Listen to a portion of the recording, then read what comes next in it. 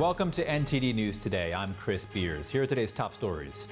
Israel carried out airstrikes in central Gaza after Hamas attacked its soldiers. The Gaza peace deal is facing a major test, raising questions about whether Hamas truly wants peace. Tens of thousands took to the streets across the country on Saturday for the No Kings protests. We'll take you to Chicago, where NTD's Chris Bobb was on the ground with demonstrators. Is there a real possibility of economic or strategic decoupling between the U.S. and China? Our expert panel weighs in as U.S.-China trade tensions build. It only took a few minutes for thieves to rob the famous Louvre Museum in Paris, and the heist happened while tourists were still inside. We bring you the details. How can regenerative medicine, including the use of stem cells, ease the pain of arthritis? Vital Signs' Brendon Fallon shares insights from a leading rehabilitation and pain medicine doctor.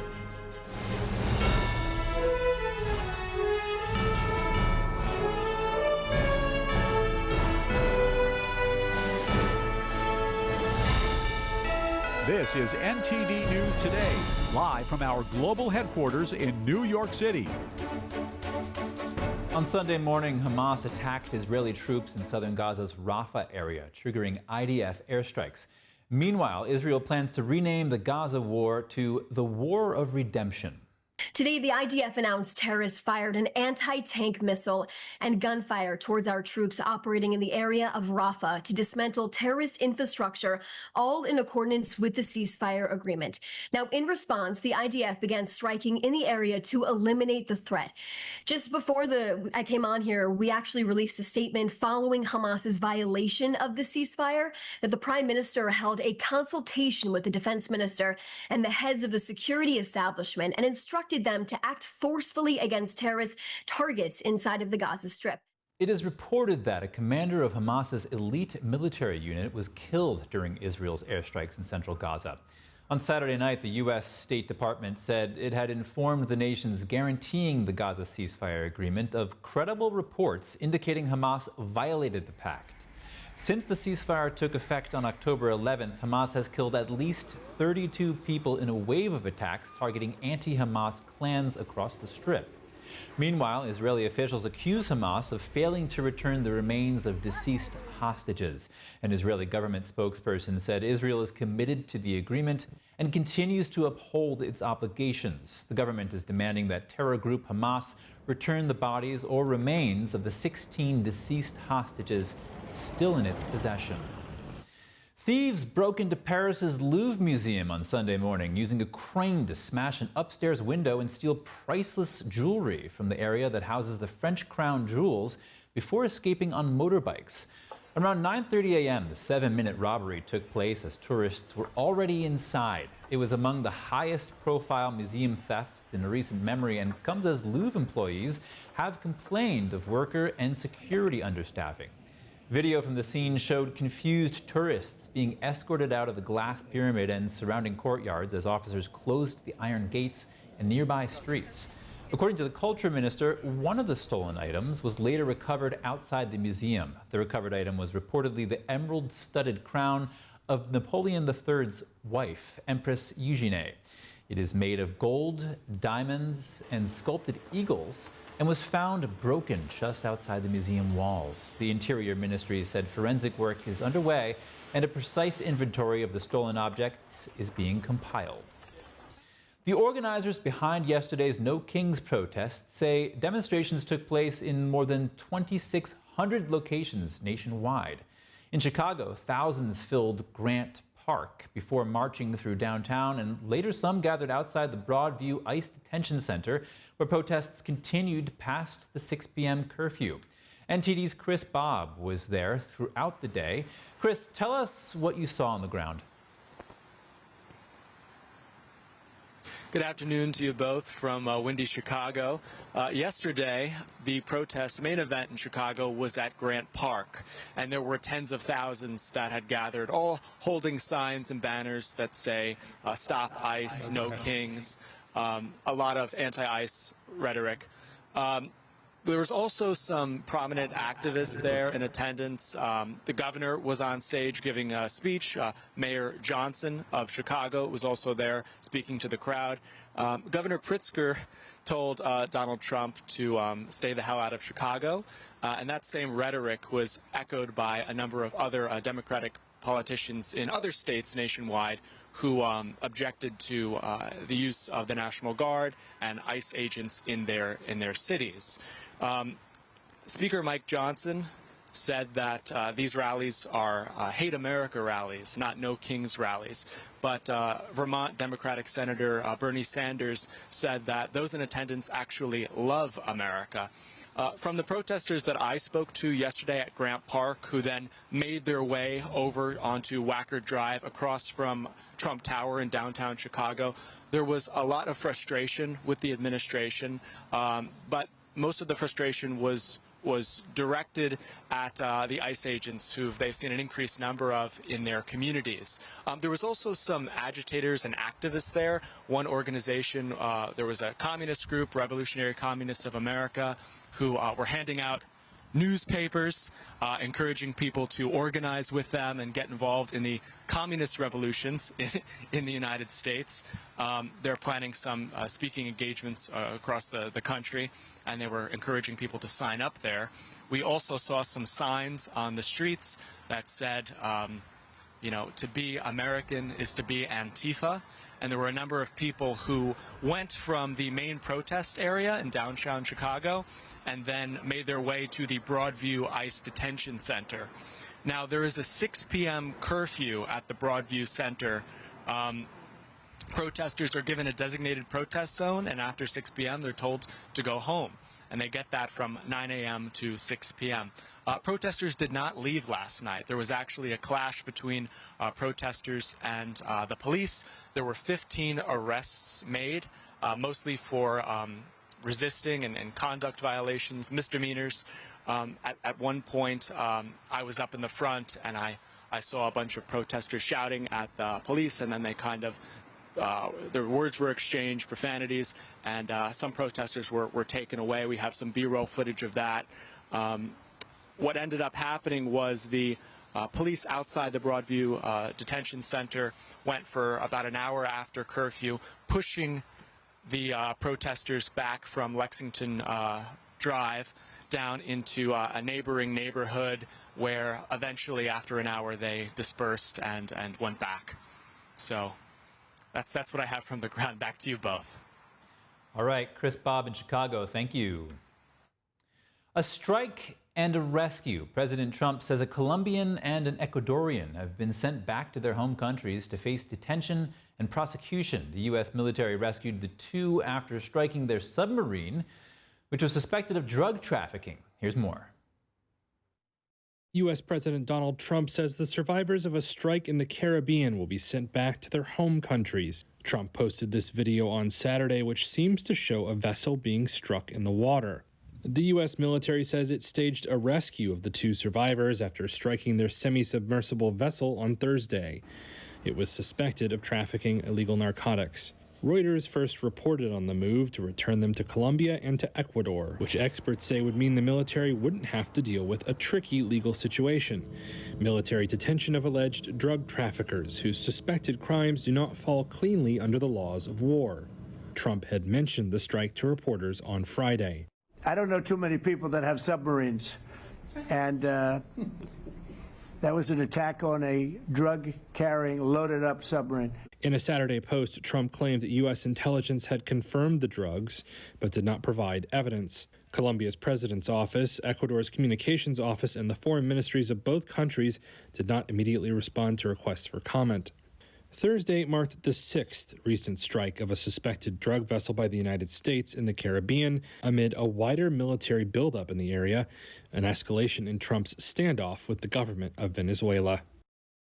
Lost Voices of Fentanyl held its 5th annual rally in Washington, D.C. yesterday.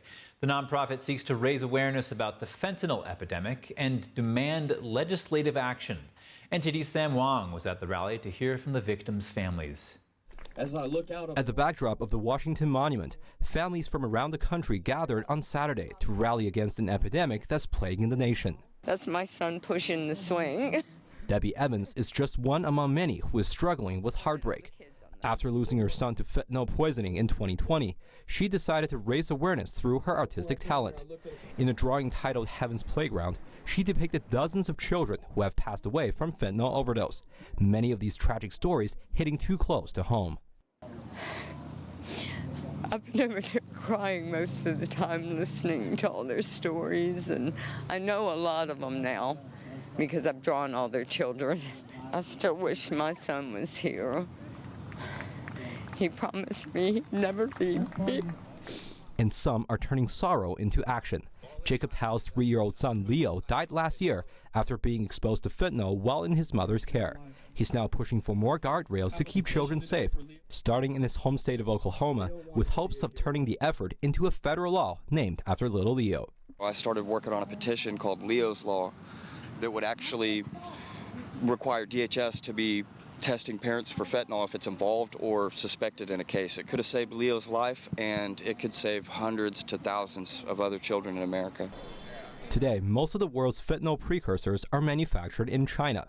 The deadly narcotic has led to a nationwide epidemic responsible for the death of hundreds of thousands of Americans. According to an investigation by the House-led Committee on the Chinese Communist Party, fentanyl manufacturing is an industry directly subsidized by the communist regime. The China Select Committee, Democrat, Republicans alike, announced to the world that China was deliberately poisoning us. We are the targeted nation, America. They wanted to destabilize our country. Are we going to have a military in another 10 years going at this rate? Tackling the fentanyl epidemic has long been on the radar of the Trump administration, from striking drug boats off the coast of Venezuela to designating cartels as foreign terrorist organizations. So when people in this world start talking about why are we going after these drug boats? Why are we bombing and using kinetic strikes? Because look at these babies. We've never had in the history of this country babies dying. This is what it's about. So the people that have a problem with the aggressiveness of President Trump and his administration, why don't you pay attention to what's going on? We're losing a generation. Sam Wang, NTD News, Washington, D.C. U.S.-China trade tensions continue to rise as President Donald Trump vows a 100% increase of tariffs on China. That's in response to Beijing's unprecedented new rare earth controls. All of this is happening amidst President Trump's efforts to bring manufacturing back to America. So yet again, we have to ask ourselves, is there a real possibility of economic decoupling between the United States and China? Joining me now to discuss is Louis Navellier, chairman and founder of Navellier & Associates, and Rod D. Martin, founder and CEO of Martin Capital. Gentlemen, welcome. Louis, are we seeing the U.S. decoupling from China, and is that even possible right now? No, it's not possible. China actually needs us. They waived their duties on a lot of U.S. products because they desperately need them, and we need their rare earths, their magnets. So I'm sure cooler heads will prevail. Rod, what is your view on this situation? Well, that's correct. I mean, there's no question China needs to negotiate with us because they need our export market. They need to be able to have a cordial working relationship with the United States.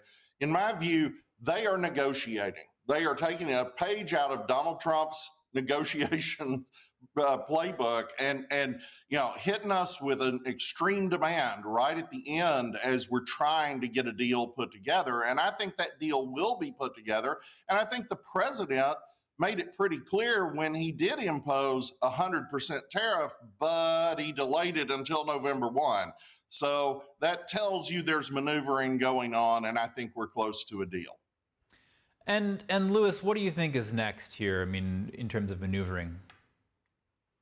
Well, I mean, Treasury Secretary Scott Bessent is having a meeting on this pretty darn quick. And then hopefully President Trump and Xi will meet at the APEC conference in South Korea. One of the things that complicates these negotiations is President Xi can't travel very far. You know, he's worried about losing control in his own country. So he can make, day trips to Vietnam or South Korea, but he doesn't have time to go all the way across the country to see us and visit us. And, under Trump 1.0, he was up the street from me, bought 747 SP in, and they took over an entire hotel and erected barriers, and they were trying to do business deals. But he can't travel now because he's afraid he's going to lose power. That's why he fired a general, another top official recently. Rod, maybe you can expand on that. What is the state of Chinese regime leader Xi Jinping's power and of the Chinese Communist Party more broadly in the state of their country? I think that's exactly right. I think Xi is greatly constrained right now by what's going on within his own regime. And we're seeing that with this rolling purge in the military.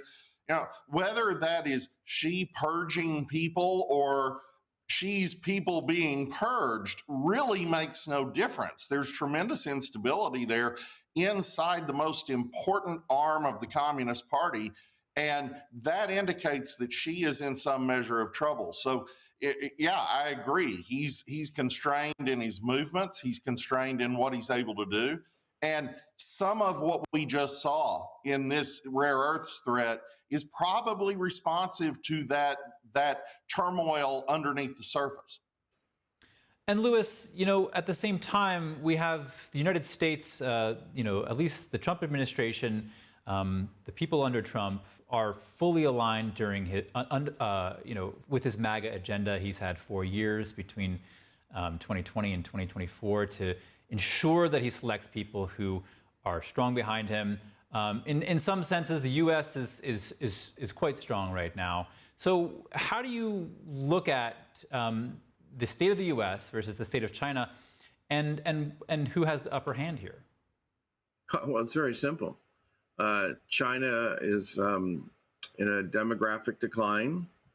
They've had deflation since May of 2022. Their interest rates are lower than Japan, and they may have to devalue their currency next. They're in deep trouble. On the other hand, all this onshoring is causing dramatic GDP growth, and they'll probably have 5% GDP growth next year. It's not inflationary. It's mostly the construction of all the data centers and onshoring semis, pharma, automotive, maybe eventually furniture. We'll see. It depends where they put the tariffs on. But yeah, we're in the midst of an economic boom. It's uneven. It's not a perfect economy, but we're in a lot better shape than China. And demographically, we're superior because we're younger. We're still very pro-family in the South and Mountain West. And we do assimilate our immigrants, of course, but Trump obviously wants them to be documented. Sure. So, Rod, we have China obviously not on the same footing as the U.S. Now they're announcing this rare earth controls, which garnered a 100% tariff increase from Trump. Can you explain the seriousness of these rare earth controls that would, why would they bring such a response from Trump? Well, the seriousness, of course, is that a modern economy is very dependent on rare earths. You can't build an F-35. You can't build a semiconductor chip. You can't build anything of consequence anymore without them. And this is an atrophy on the U.S. part that is just inexcusable. We were supplying most of our rare earths needs in the 70s, and then we let that just outsource to China over a number of years in a way that it's just inexcusable. These are national security issues. You actually have to have domestic production of these things, just like you need to have some reasonable amount of pharmaceutical supply chain domestically, because you can't afford to have your population cut off from such things. So what Donald Trump is doing is he's trying to jumpstart a rare earths industry here. China only produces about 60% of the world's rare earths in terms of raw supply, but they refine 92% of the refined supply. We have to reshore some of that here. And I think the long-term result of what she is doing is you see China's monopoly broken over the next several years at an actually accelerating rate precisely because of this hostile action. So, Louis, can the United States onshore, rare earths at a rate fast enough so that China isn't able to use that leverage over the United States? Probably not, but we're trying. Obviously, the government took an interest in MP materials. I recommend a stock symbol is IDR. They have rare earth interest, but it's not monetized yet. They've made an alliance with somebody to start, refining it. But it takes a while to do all this stuff. So we have to do business with China in the meantime, and hopefully cooler heads will prevail. Rod, since Trump's tariffs announcement on April 2nd, we've seen all these flare-ups of trade tensions between the United States and China, where trade tensions between the U.S. and other countries, most other countries, have more or less simmered out.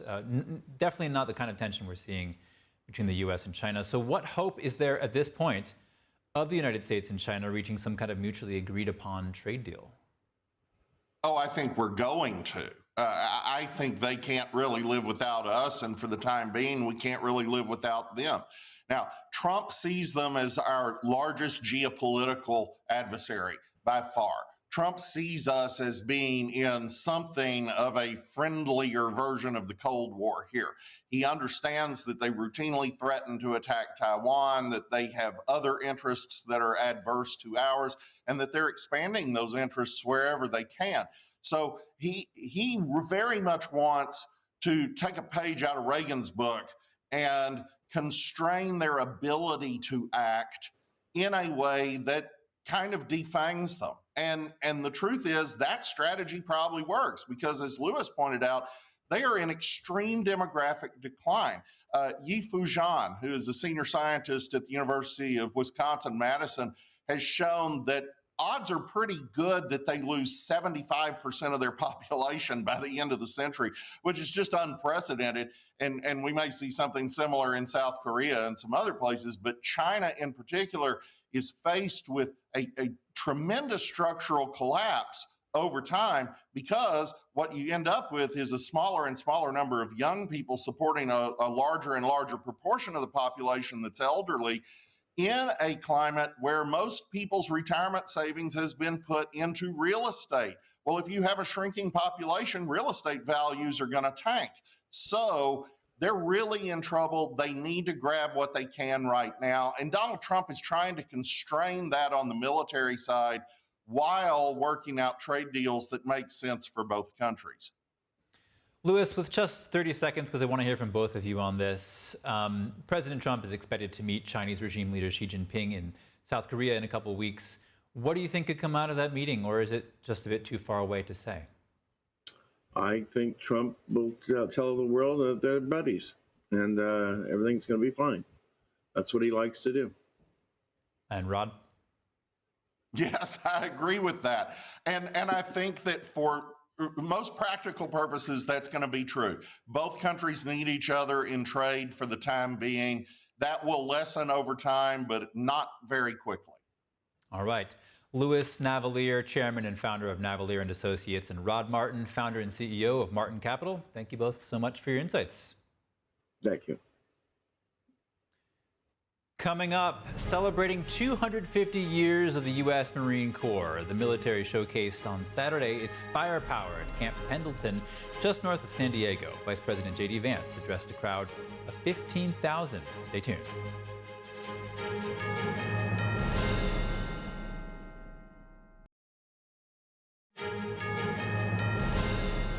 Welcome back. From a historic Gaza peace deal to major White House announcements on foreign policy and family care, it's been a significant week for President Trump. NTD's Daniel Monahan has your White House Week in Review. President Trump brokered a historic Gaza ceasefire and the release of all living Israeli hostages still held in Gaza.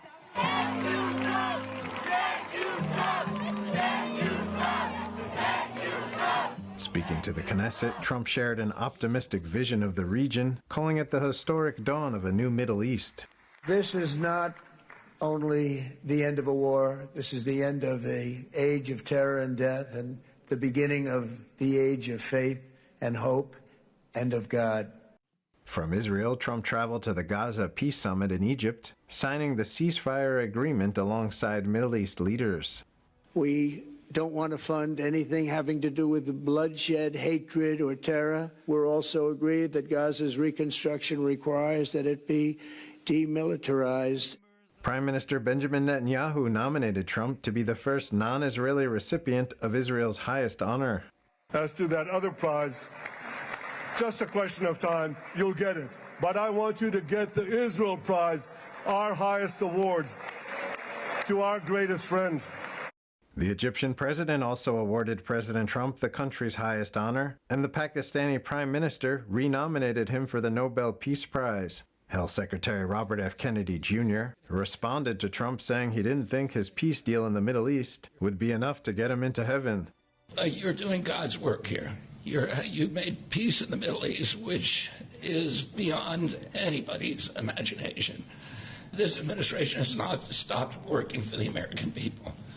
President Trump rushed back to America to award the Presidential Medal of Freedom to Charlie Kirk on what would have been his 32nd birthday. I would not have missed this moment for anything in the world.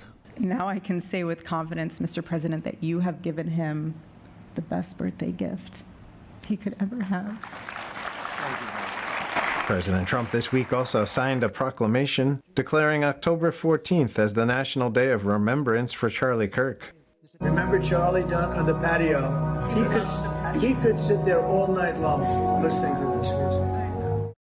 President Trump said on Thursday that costs of in vitro fertilization medications and treatment will be slashed. EMD Serrano, the largest fertility drug manufacturer in the world, has agreed to provide massive discounts to all fertility drugs. Trump also said the administration would expand access to insurance coverage for fertility care, allowing employers to offer a standalone fertility benefit. Thank you for all you do to support families in this country. Following a 2-hour call, President Trump said he and Russia's Vladimir Putin will meet in Hungary in the coming weeks to discuss ending the war in Ukraine. I thought it was a very good phone call. I thought very productive. The call came just a day before Trump hosted Ukrainian President Volodymyr Zelensky at the White House to talk about possible U.S. missile support. This is a terrible relationship the two of them have, and it's one of those things. Trump said he's approved covert CIA actions inside Venezuela against what he calls a narco state run by President Nicolas Maduro. We have a lot of drugs coming in from Venezuela, and a lot of the Venezuelan drugs come in through the sea. Senator Jeanne Shaheen accused the administration of sliding the U.S. closer to outright conflict with no transparency or oversight.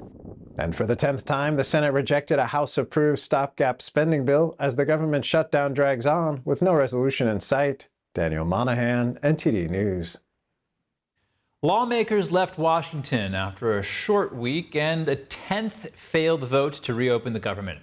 Republican leaders offered Democrats a vote on their health care demands, but say Democrats turned it down. Here's NTD's Melina Wisecup with a weekly recap from Capitol Hill. Republicans say their latest attempt to move the needle on ending the government shutdown was shot down by Senate Democrats this week. Senate Majority Leader John Thune said he offered Senate Minority Leader Chuck Schumer a vote on Obamacare subsidies. Remember, that is one of the main issues that Democrats want addressed in this shutdown showdown. The Republicans say Democrats rejected it, instead insisting a guaranteed outcome. I said none of us can guarantee an outcome on that. I have said consistently all along, this is part of the deliberative process. We're going to debate and discuss that. It's a very complicated, complex matter. There are no income caps on that. By the way, did you know if you're a hardworking taxpayer, middle-class earner, and your family's struggling to put food on the table, did you know that you are subsidizing wealthy people's health care with that subsidy? You probably didn't. Schumer, though, outright denied the existence of any such offer. We're not negotiating in public, plain and simple. And Leader Thune has not come to me with any proposal at this point. The back and forth comes as the government shutdown drags on for 3 weeks. Both sides still locked in to their positions. These threats to try to back us off our position, it's not working and it's not going to happen because there is a Republican healthcare crisis that is devastating the American people. And we're going to continue to stand up for everyday Americans. They're holding the American people hostage, using you as leverage to demand more wasteful spending. That's what they want, to the tune of $1.5 trillion of that. Senators left town on Thursday after the 10th failed vote to fund the government. Republicans attempted a new strategy to carry on with the regular funding process during the shutdown. They put forth a full-year Pentagon funding bill. Senate Democrats tanked it, too. President, Democrats like to position themselves as the party of the little guy and the defender of hardworking Americans. But as this vote makes clear, who do Democrats really care about? Democrats. Senate Leader John Thune reportedly plans to force Democrats to vote next week on legislation to pay military service members during the shutdown. Meanwhile, Senate Democrats this week aim to stop the Trump administration's strikes on foreign terrorist organizations that are trafficking drugs in the South Caribbean Sea. Congress should demand to know what the evidence is that these boats are part of a cartel, some invading or hostile foreign adversary that would justify using the rules of law and war against these kinds of boats. The U.S. has conducted a total of 6 strikes so far, stopping approximately 100,000 lethal doses of drugs from being smuggled into the U.S. The drug epidemic in this country has not gotten any better. The cartels have only gotten more powerful. So the president is taking these unprecedented steps, and it's making a real impact. We are seeing less boats with lots of drugs coming into the shores of the United States of America as a result of these successful strikes, and I think the American people can expect them to continue. The Senate will soon vote on a Democrat resolution to stop the administration from continuing the strikes against foreign terrorist organizations. In the past month, similar attempts have failed both in the House and in the Senate. Reporting from Washington, D.C., Melina Weisskopf, NTD News. The U.S. Marine Corps is celebrating 250 years with a display of military might on Saturday. Vice President J.D. Vance addressing the crowd on the historic occasion. NTD's Washington correspondent Jack Bradley has more. Though the shape of the battlefield will change, our nation will be just fine, so long as fellow Marines just like you remain faithful to that great Marine Corps legacy. Over 15,000 U.S. Marines, sailors, veterans, and their family members here at Camp Pendleton, just north of San Diego, celebrating 250 years of the U.S. Marine Corps. Attendees watched dozens of military jet flyovers. There were also skydivers, tanks, military vehicles capable of land and sea, and much more. Vice President J.D. Vance, a former Marine, speaking about his own experience being deployed to Iraq in Operation Iraqi Freedom, as well as investments in the military. Now, I've also got to give a special shout out to the incredible display that we saw earlier today. It made my heart sing as your Vice President, and it was a testament to the Corps' strength and unbeatable power. It reminded me why I am so proud to have worn the uniform, to be one among your ranks, and to be the very first Vice President to have been a United States Marine. Secretary of War Pete Hegseth, an Army veteran, also sharing the warrior ethos. When other parts of the department wanted to lower standards, the Marine Corps stood strong. You, ladies and gentlemen, are the backbone of the United States military. Many others speaking about the importance of serving the country and looking after those next to you, emphasizing the ideals of honor and courage. Well, a separate fighter to me, it means always faithful, right? Always faithful means that you take care of each other. That everyone here, they're all my brothers and sisters, and I should treat them the same way I would treat my own brothers and sisters. You know, this exercise really is a readiness exercise, so having the troops, it showed how well we operate jointly. 250 years is quite a milestone, and I think the United States Marine Corps and Navy is our forward deployed force. They're our best forces, and they're the ones most important to the fight. The Marines were established in 1775 by the Continental Congress to fight the British before the U.S. became a country. 250 years later, they're still the source of protection for Americans everywhere here and abroad. Reporting by Jack Bradley, NTD News. Coming up, the U.S. continues striking Venezuelan submarines, allegedly smuggling drugs to the United States. Arian Pazdar has what President Trump now says about a peace offer from Venezuela when we come back.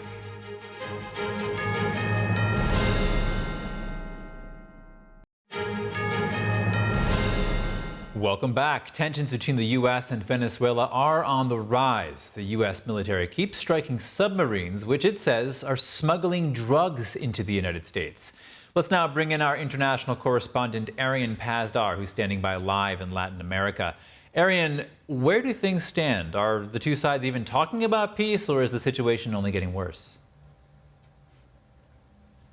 Hey Chris, good to see you. Thank you for having me. A great question. Are they even talking about peace? First of all, let me give our viewers the latest on this whole situation. So just on Thursday, the US military once again struck a Venezuelan submarine smuggling illegal narcotics from Venezuela to the United States. Now this was the 6th such attack on Venezuelan drug vessels since September, bringing the total death toll to 28. But now, Chris, for the first time, there are reports of survivors who are now in US custody. But the State Department, when asked about these reports, didn't confirm that there were any survivors and if they are in US custody or not. But now, Chris, these tensions between the US and Venezuela didn't just start under President Trump. As a matter of fact, the US already had a bounty on Venezuelan socialist leader Nicolas Maduro for being a transnational drug trafficker. On top of that, the Biden administration last year came to the conclusion that Nicolas Maduro, the socialist leader, cheated in the presidential elections. So the US doesn't actually recognize him as the president of the country. Now, to get to your questions about peace, there are now reports saying that Maduro is offering Trump all of Venezuela's natural resources in exchange for peace. Let's now listen to Trump when responding to those reports when asked on Friday, and then we will also hear from the White House press secretary. Let's take a look. He has offered everything. He's offered everything. You're right. You know why? Because he doesn't want to around with the United States. Does President Trump believe his days are numbered there? I think President Trump believes that Nicolas Maduro is an illegitimate president leading an illegitimate regime that has been trafficking drugs to the United States of America for far too long, and we're not going to tolerate it. So, Chris, both of those statements were made just a few days ago. So to answer your initial question about peace, the reports say that Venezuela is seeking peace, but as of right now, we don't see any signs of that just yet. Chris? Right, Arian. Now, in a separate development, Venezuela's opposition leader was recently awarded the Nobel Peace Prize. What is she saying about this whole situation? Yeah, that's right, Chris. Venezuela's opposition leader, Maria Corina Machado, was awarded the Nobel Peace Prize. You know, I see many people saying that Trump should have won the prize, but look, the nominations for the prize are being given out in January. This happened just days after President Trump returned to office, so he couldn't possibly win the prize. But I will say this, it doesn't make much sense for the organization to hand out the nominations in January and then award the prize in October. So this means the person winning it in October is actually winning it for something they did a whole year earlier in 2024. But Maria Corina Machado, she does basically agree with the Trump administration. Just on Friday, she also talked, just like the Trump administration did, she also talked about the crimes Maduro is committing. Let's take a look. Nicolas Maduro's government is a criminal organization. It is sustained by the inflow of illegal streams, from drug trafficking, from blood gold, from the smuggling of human beings, and the smuggling of weapons. And those flows must be cut off. That is the priority. Now, Chris, lastly, I do still think there is hope for peace, because if Maduro really made these offers to President Trump to give the US all of Venezuela's natural resources, I really do think that Trump, being the businessman he is, I do think that he will eventually accept such an offer. Chris? All right, Arian Pazdar, thank you for that report. Coming up, how can regenerative medicine, including the use of stem cells, ease the pain of arthritis? Vital Signs' Brendon Fallon shares insights from a leading rehabilitation and pain medicine doctor when we come back.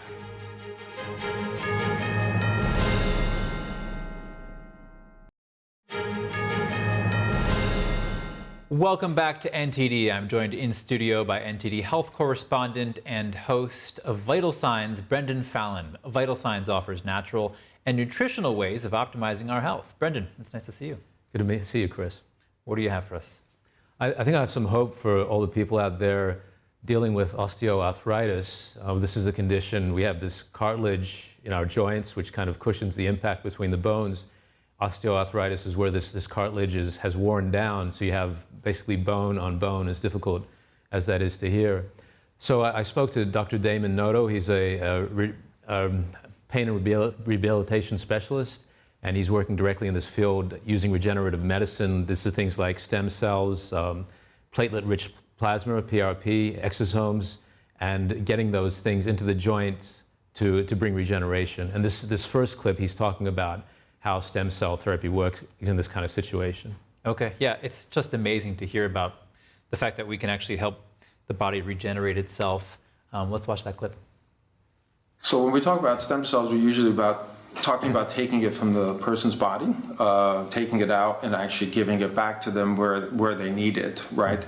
So everybody has stem cells in their body. When you're younger, you have a lot, and then as you get older, it decreases with age, also decreases with health. So if your health is poor, you're going to have less stem cells. If your health is really good, you're going to have more stem cells. So basically, stem cells are the cells in your body that control repair and regeneration. So every day you're breaking down, your cells are dying, and they're being replaced. And what's replacing them and causing your body to stay healthy and regrow are these stem cells, which circulate in your blood. And when you have trauma, those stem cells go to that area, and they're like the foreman telling people what to do. Hey, lay down fibrin here, lay down cartilage here. We need to grow blood vessels. So they're the ones in charge of repairing the body. Sometimes the body breaks down and there's not enough stem cells, or there's not enough stem cells that can get into that area. So places that are what we call avascular, or areas that don't have a lot of good blood supply, tend to not do well with trauma because it takes a long time to heal because stem cells can't get there, right? So a joint has a capsule and the blood vessels don't go always so deep into the joint. So we can take the stem cells from the bone marrow, per se, and then we bring it and we put it directly into the knee. Very powerful, because now those cells are in there saying, hey, cartilage, there's a problem. Let's repair it and regrow it. Obviously, the more stem cells you can put in there, the more powerful the treatment. So there's been studies which show if you take out stem cells and you grow them, so you go from 1 million to 10 million, 20, 30, 40 million, the more powerful the treatment. So in some clinical trials, they have it where they're growing it in a lab and then putting it back, which is amazing and can have amazing effects. Wow, it's so amazing. Like I said, I mean, just to hear about how the body heals itself and how we can actually use its own ability to heal itself to resolve these things. Yeah, I mean, it's incredibly promising for people dealing with these kinds of situations. I mean, my mother, not so long ago, had a hip replacement done. We had a family friend have 2 knee replacements done. It's a long recovery time. It can be, often a year before a person has recovered from this kind of surgery. And if you're doing something like stem cell replacement, it's so much less invasive and such a quicker recovery turnaround. Do we know anything about when this sort of therapy, this sort of treatment can, hit the streets, so to speak, when people can get access to this? That's a great question, Chris. There has been some limitation on stem cell use in the U.S., which continues. Florida is one place where they have more relaxed laws, and Texas, I think, and Utah are places that seem to be following a similar path, where these kinds of treatments will be more available. In situations if people want to pursue regenerative medicine in other states, or for instance like New York, there are other treatments like exosomes and platelet-rich plasma, where a person's own blood is kind of spun down and the platelets are removed, and these contain growth factors that can also help regeneration. And these are more accessible in other places in New York. Okay. And here, Dr. Noto is talking about exosomes, this kind of related treatment to stem cells. Okay, and yeah, we have another soundbite with Dr. Noto, so let's listen to that. So exosomes is one of the new advancements that we've seen. Not that exosomes are new, but we really didn't know much about them before. But with the research, it's advancing fast. So stem cells, the way they work is they release all these growth factors and signal molecules that tell your body, hey, we need more of this, we need to repair that. Well, exosomes is one of those signaling molecules. They're tiny little molecules that tell your body you need to regenerate and repair tissue. And they're very powerful.